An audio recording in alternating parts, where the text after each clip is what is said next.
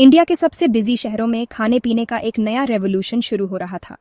दो young entrepreneurs Deepinder Goyal और पंकज चड्ढा ने बेन एंड कंपनी में अपने कॉलीग्स की एक कॉमन प्रॉब्लम देखी। उनके गुड़गांव ऑफिस के पास अच्छा खाना ढूंढने की स्ट्रगल। इससे उन्हें एक आइडिया आया जिसने इंडिया के खाने के तरीके को बदल दिया। साल 2008 में उन्होंने फूडी बे लॉन्च किया, एक सिंपल ऑनलाइन प्लेटफॉर्म जो लोकल रेस्टोरेंट्स के स्कैन्ड मेन्यूज दिखाता था। फूडी बे का कंसेप्ट सिंपल था लेकिन पावरफुल भी। ये उन ऑफिस वर्कर्स के लिए एक जरूरी सोल्यूशन था जो पुराने पेपर मेन्यूज से थक चुके थे। वेबसाइट ने जल्दी ही पॉपुलैरिटी गेन कर ली और ऐसे यूजर्स को अट्रैक्ट किया जो कन्वीनियंस और ज्यादा डाइनिंग ऑप्शंस चाहते थे। उन्हें नहीं पता था कि ये एक बहुत बड़े जर्नी की बस शुरुआत थी। हर दिन के साथ फूडी बे और ज्यादा फेमस होता गया और उसके डिजिटल मेन्यू कलेक्शन बढ़ते गए। फाउंडर्स को रियलाइज हुआ कि उन्होंने एक जरूरी चीज की कमी पूरी की है, रेस्टोरेंट्स एक्सप्लोर करने का एक सीमलेस तरीका। जो एक लोकल प्रॉब्लम का सोल्यूशन था वो जल्दी ही एक ऐसे प्लेटफॉर्म में बदल रहा था जो लोगों के खाने के एक्सपीरियंस को रेवोल्यूशनाइज कर सकता था। एक फूड टेक जायंट के सीड्स बो दिए गए थे। जैसे जैसे फूडी बे फेमस होता गया, ये क्लियर हो गया कि नाम अब उनके विजन को पूरी तरह से रिफ्लेक्ट नहीं करता। प्लेटफॉर्म सिर्फ रेस्टोरेंट मेन्यूज से आगे BRHA रहा था। ये एक कॉम्प्रिहेंसिव फूड डिस्कवरी प्लेटफॉर्म बन रहा था। साल 2010 में फूडी बे का एक बड़ा ट्रांसफॉर्मेशन हुआ और इसका नाम बदलकर जोमाटो रखा गया। एक कैची और याद रहने वाला नाम जो उनके एक्सपैंडिंग यूजर बेस के साथ रेजोनेट करता था। नाम चेंज होने से कंपनी के लिए एक टर्निंग पॉइंट आया। जोमाटो ने अपने न्यू आइडेंटिटी के साथ मेजर इंडियन सिटीज में अग्रेसिवली एक्सपैंड किया। उन्होंने यूजर रिव्यूज, रेटिंग्स और फोटोग्राफ्स इंट्रोड्यूस किए जिससे प्लेटफॉर्म और वैल्यूएबल यूजर जनरेटेड कंटेंट से भर गया। जोमाटो अब सिर्फ रेस्टोरेंट्स ढूंढने के बारे में नहीं था, ये बेस्ट डाइनिंग एक्सपीरियंसेस डिस्कवर करने के बारे में था। प्लेटफॉर्म की पॉपुलैरिटी बायच गई और मिलियंस ऑफ यूजर्स ऐसे रिलायबल रेस्टोरेंट इंफॉर्मेशन के लिए आए। जोमाटो का यूजर फ्रेंडली इंटरफेस और कॉम्प्रिहेंसिव डेटाबेस ने इसे पूरे इंडिया में फूड लवर्स के लिए गो टू डेस्टिनेशन बना दिया। हर महीने के साथ रेस्टोरेंट इंडस्ट्री पर जोमेटो का इन्फ्लुएंस बढ़ता गया और इसने इंडियन फूड टेक सीन में एक मेजर प्लेयर के रूप में अपनी पोजीशन एस्टैब्लिश की। इंडियन मार्केट को कॉन्कर करने के बाद जोमाटो ने ग्लोबल स्टेज पर नजरें जमाईं। साल 2012 में उन्होंने एक एम्बिशियस इंटरनेशनल एक्सपेंशन शुरू किया और UAE, श्रीलंका और UK में अपनी सर्विसेज लॉन्च की।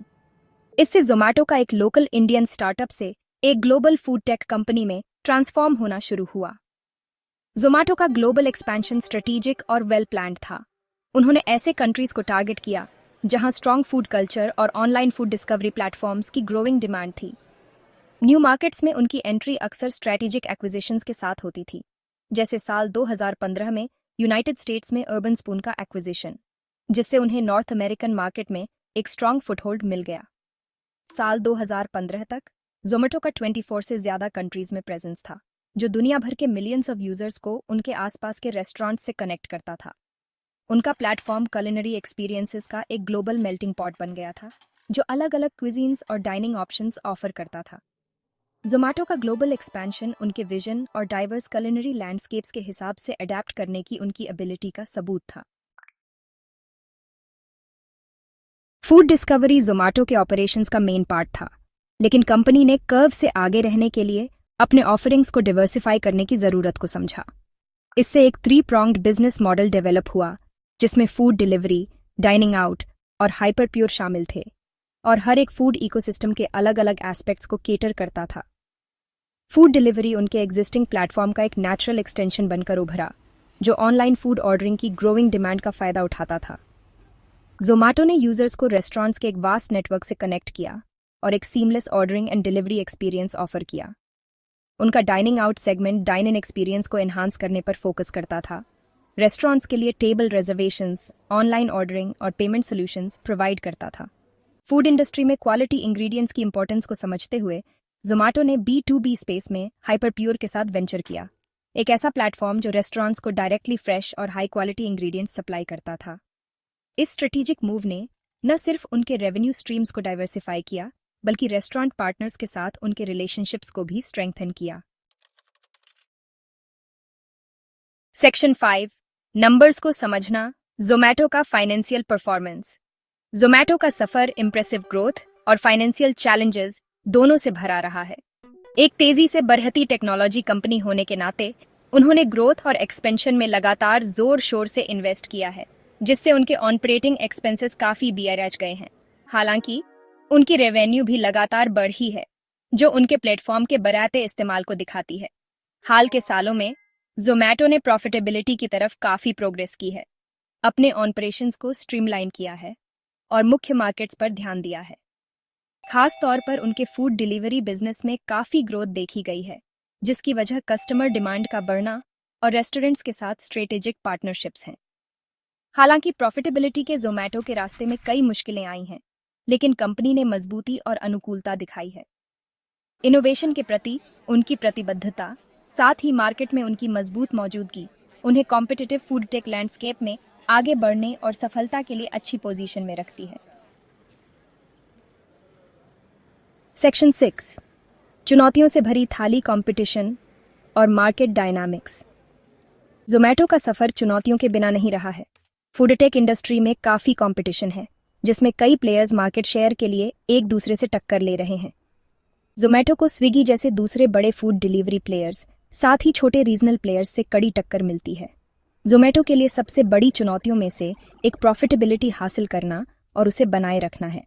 फूड डिलीवरी बिजनेस कम मार्जिन पर चलता है और कंपनी को ग्रोथ और फाइनेंशियल स्थिरता के बीच संतुलन बनाना पड़ा है। उन्हें रेगुलेटरी मुश्किलों का भी सामना करना पड़ा है और उनके डिलीवरी पार्टनर पॉलिसीज और कमीशन स्ट्रक्चर्स की जांच भी हुई है।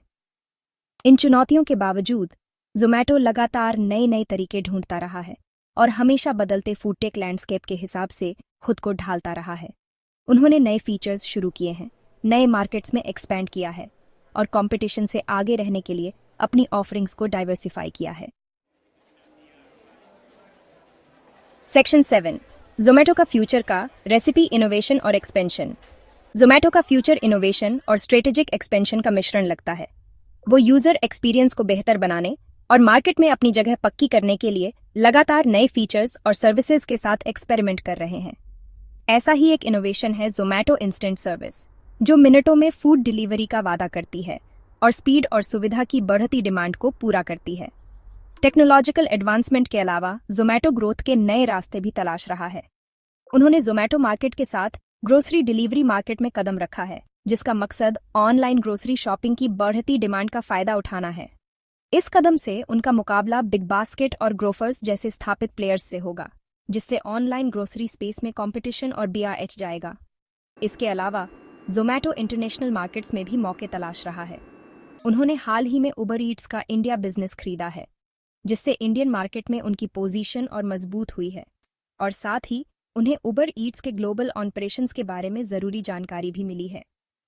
यह अधिग्रहण मौजूदा मार्केट्स में अपनी लीडरशिप को मजबूत करने और ग्लोबल एक्सपेंशन की संभावनाओं को तलाशने के प्रति जोमैटो की प्रतिबद्धता को दर्शाता है। सेक्शन 8, इम्पैक्ट और इन्फ्लुएंस फूड टेक लैंडस्केप पर जोमैटो की छाप। जोमैटो का असर उनके खुद के प्लेटफॉर्म से कहीं आगे तक जाता है। उन्होंने इंडियन फूड टेक इकोसिस्टम को आकार देने में एक अहम भूमिका निभाई है, जिससे लोगों के खाने को ढूंढने, ऑर्डर करने और एक्सपीरियंस करने का तरीका बदल गया है। उनके प्लेटफॉर्म ने लाखों कस्टमर्स को ज्यादा विकल्प और सुविधा दी है, साथ ही रेस्टोरेंट्स को मार्केटिंग और सेल्स का एक पावरफुल चैनल भी दिया है। जोमैटो की सफलता ने फूड टेक स्टार्टअप्स की एक नई पीढ़ी को प्रेरित किया है, जिससे इस सेक्टर में इनोवेशन और इन्वेस्टमेंट में तेजी आई है। उन्होंने रोजगार पैदा करने में भी काफी योगदान दिया है। डिलीवरी पार्टनर्स, रेस्टोरेंट स्टाफ और टेक्नोलॉजी प्रोफेशनल्स के लिए रोजगार के अवसर पैदा किए हैं।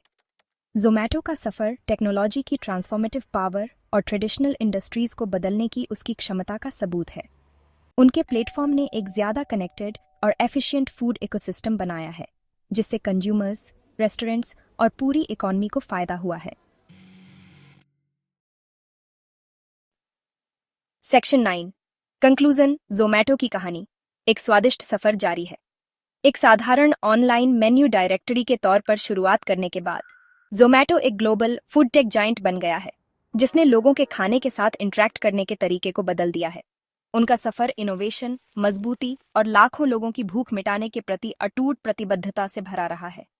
जैसे जैसे जोमेटो अपनी कहानी आगे लिखता जा रहा है, एक बात तो पक्की है, इनोवेशन के लिए उनकी भूख और ग्लोबल फूड टेक लैंडस्केप पर राज करने की उनकी महत्वाकांक्षा कभी कम नहीं होगी।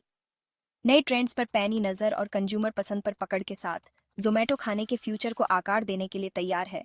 एक बार में एक स्वादिष्ट बाइट।